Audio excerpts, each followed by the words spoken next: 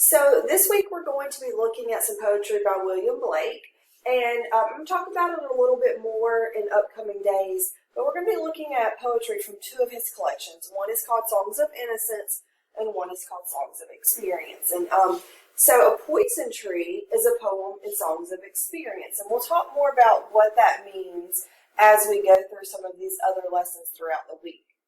All right, so the first thing I want to point out is the title. And I know that some people just skip straight to the poem and they don't pay attention to the title, but the title is important.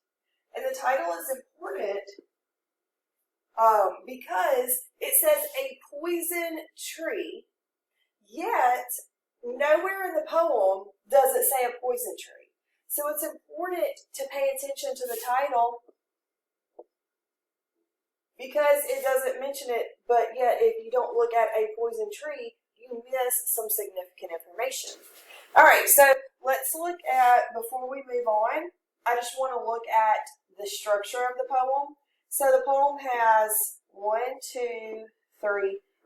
stanzas. And let's just look very quickly at the rhyme scheme. So friend, end, foe, grow. So you have 4 stanzas. The stanzas have A-A-B-B rhyme scheme. And so you're going to notice fears and tears rhyme, smiles and wiles rhyme. Now this isn't like a sonnet where it has a very specific structure with all of the way that we did with all the sonnets, but I did just want to point out the structure of the poem. All right, so now let's get into annotating the poem. We're going to be looking at what some of the words mean. We're also going to be looking at your speaker, your audience, the conflict, the problem, and symbolism and so forth. Okay, so let's get into this. So he says, I was angry with my friend. I told my wrath did end. So you've got wrath there. And let me make that a little bit smaller. Okay, so you've got wrath.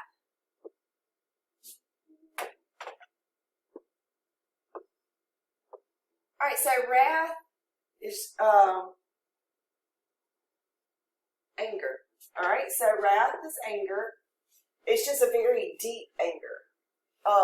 So let's look at what happens with his friend. So he's angry with his friend, but he tells his wrath. They talk about it.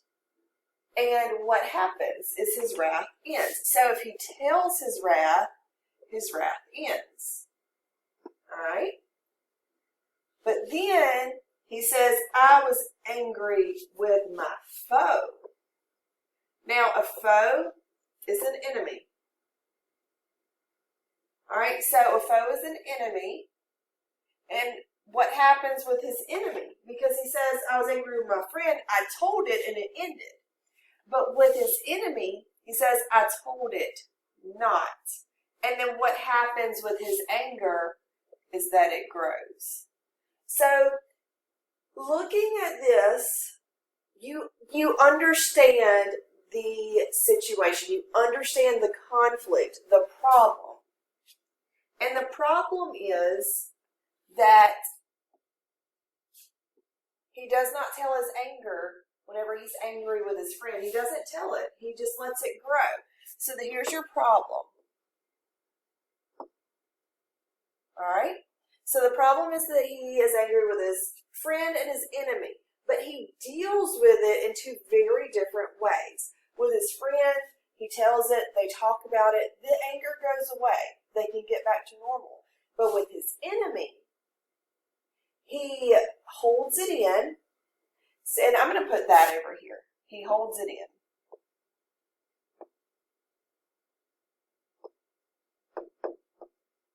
All right, so he holds in that anger and it begins to grow. And I think we can all relate to this. Whenever you are angry with someone or you're angry about something and you hold it in, it doesn't get better. It just grows and it gets worse. And that's exactly what happens with the speaker of the poem. The speaker of the poem is someone who is angry. And the speaker deals with it in two very different ways. So what we're going to do now is we're going to look at the second stanza, and we're going to look at how it grows. Now this is where a poison tree title is very important, because he is going to give us the image of a poison tree growing to represent his anger.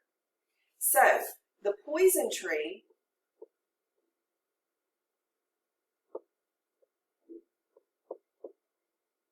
is going to represent his anger or his wrath. So the poison tree represents his anger, and what we're going to do is we're going to look at how it grows, what makes that anger grow. So let's look at this. He says, and I watered it in fears. All right, so he watered it in fears, night and morning with my tears, and I sunned it with smiles and soft, deceitful wiles. All right, so this is where we get into the poison tree title. What do you have to do to make a plant or a tree grow? You have to water it and you have to give it sun. That's what makes it grow. But what I'm going to underline is I've put a box around water and sun because that's what makes a tree grow, right? But what I'm going to do now is I'm going to underline what makes his anger grow. He says, and I watered it in fears, night and morning with my tears. So what we put in the box is how the tree grows. And then what we underline is how the anger grows. All right, he says, and I sunned it with smiles and soft, deceitful wiles. So a deceitful wile, those are just sneaky tricks. All right, so deceitful wiles, sneaky tricks. So just like you would water and sun a tree, to make it grow, his anger grows because he sits around and he thinks about his fears, and he sits around and he cries about his anger towards his enemy. Night and morning, so all the time, he's sitting around thinking about his fears and crying about his anger. Then he says, and I sunned it with smiles and soft, deceitful wiles. So in the background, he's worrying about it, he's crying about it, he's upset about it. But out in the open, in front of his foe, in front of his enemy, it says, and I sunned it with smiles and soft, deceitful wiles. So what is he doing to his enemy? He is smiling in his enemy's face, but then playing sneaky little tricks on him. And we can kind of, I'm sure you know people like this. Those people who they're your enemy, they don't like you, yet they smile in your face and they make these snide little comments, or they play these sneaky little tricks, and not nice tricks, but sneaky little tricks to get at you because they're angry at you. And that's what the speaker is doing here.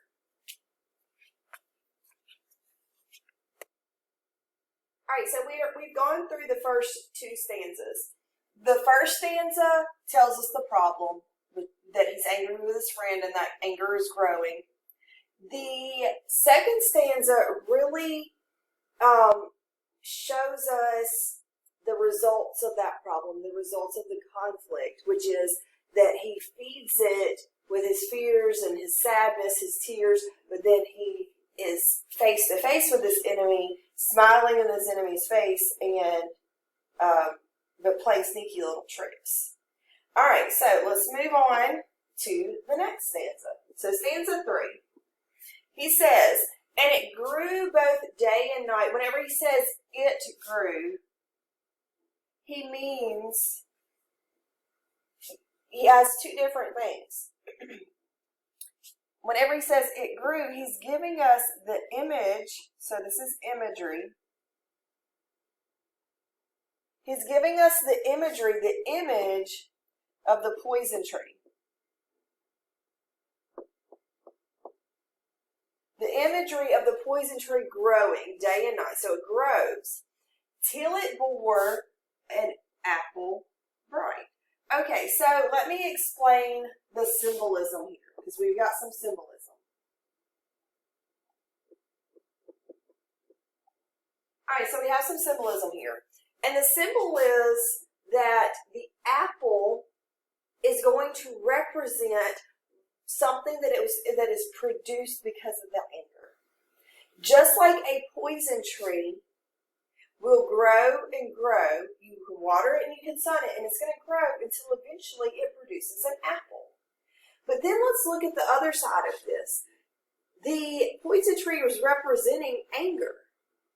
So if the poison, and I'm going to put this up here. So the poison tree represents anger. So just like a poison tree, if you water it and you sun it, it's going to grow and grow until it eventually produces an apple. Well, your anger, if you feed it those fears and tears and those sneaky little tricks, it's going to grow and grow until eventually it's going to produce something. And it's going to grow, and that symbolism of that apple, the symbolism is something harmful. So some type of harmful action that comes from letting your anger grow. So just like the tree produces an apple, your anger growing is going to eventually produce some type of harmful action. All right, so let's look at this second part of the third stanza. It says, and my foe beheld it shine, and he knew that it was mine. So the foe realizes, all right, and where can I put this? I'm going to put it out here. I'm going to use the black. So the foe realizes, or his enemy realizes his anger.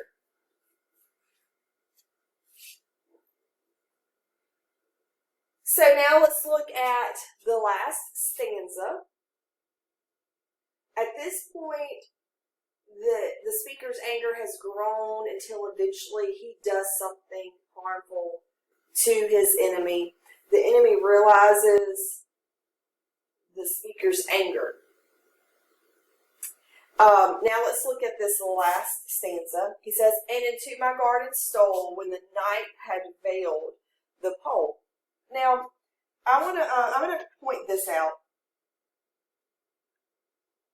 because a lot of people don't understand what this means. So the night had veiled the pole. If something is veiled, then it's covered, right?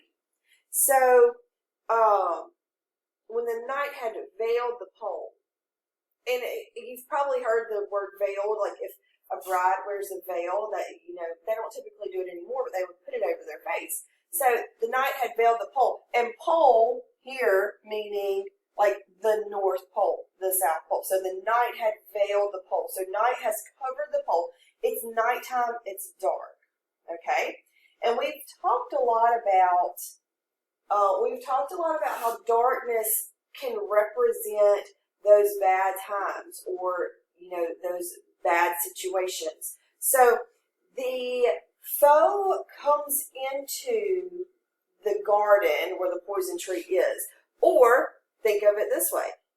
His enemy comes into his space, into his garden. He comes into his space when the night had veiled the pole. And think about what we've said about what darkness and nighttime represents. So the enemy comes into his life during a difficult situation, or whenever the speaker is having a bad day. And then what does he say? The speaker says, in the morning, glad I see my foe outstretched beneath the tree. And I'm going to have to pull it over here because I'm running out of room. So he says, things are better in the morning. It's a new day. My foe outstretched beneath the tree. So the speaker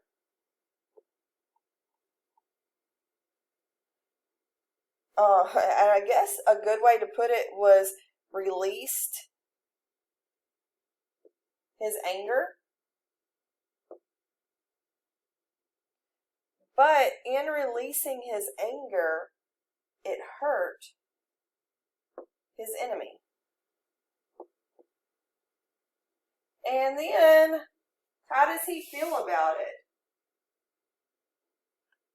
He says, in the morning, glad I see my foe outstretched beneath the tree. He's glad that his enemy was hurt. So I'm going to go through. We have a lot of annotations here, but I'm going to go through and we're just going to talk a little bit about everything over. I'm going to summarize it. So look at the title of the poem because it's never mentioned in the poem. A poison tree, and we talked about how the poison tree is going to be the imagery of anger. It's going to symbolize anger. It's going to give you that imagery throughout the poem. And I'm going to put this. All right, so imagery. And I know that's kind of thick, but you get the image of this poison tree growing, and it represents how his anger grows. All right, so he's angry with his friend. He talks about it. The anger ends, but he's angry with his enemy, but he holds it in and it grows. And we all do this. We've all done this at some point in our lives. We've held in anger and we've let it grow and grow. I think everybody can relate to what William Blake is talking about in this poem. All right, second stanza. Just like you water and sun a tree, he sits around and he worries about it. He is upset about it. He cries about it in secret, but when he's in front of his enemy, he smiles in his enemy's face and he plays sneaky little tricks. All right, third stanza. Just like the tree grows and grows until it produces an apple, the speaker's anger grows and grows until it eventually produces some type of harmful action. He does something that releases his anger a little bit, just enough for the enemy to realize that the speaker is angry. And this is symbolism. You have the symbolism of the apple being that harmful action, or that one thing that lets the foe realize it. And then the last stanza, during a point where maybe the speaker was having a bad day, a bad time, the foe realized the speaker's anger, and it kind of invades his space, comes at him a little bit, and the speaker finally releases all of his anger, and it hurts his enemy. And whenever it hurts his enemy, he's glad to see it. All right, so we can learn a lot from this poem. What we learn from this poem is, if you talk about your anger in an appropriate way, like not yelling and screaming, but sit down and talk about your anger and talk it through, especially with your friends, then you can get over it. You can move on. But if you hold in your anger, it's going to grow and grow until something happens in the end that is harmful. It's going to hurt someone, whether it be you, your enemy, or both. But it's going to hurt someone.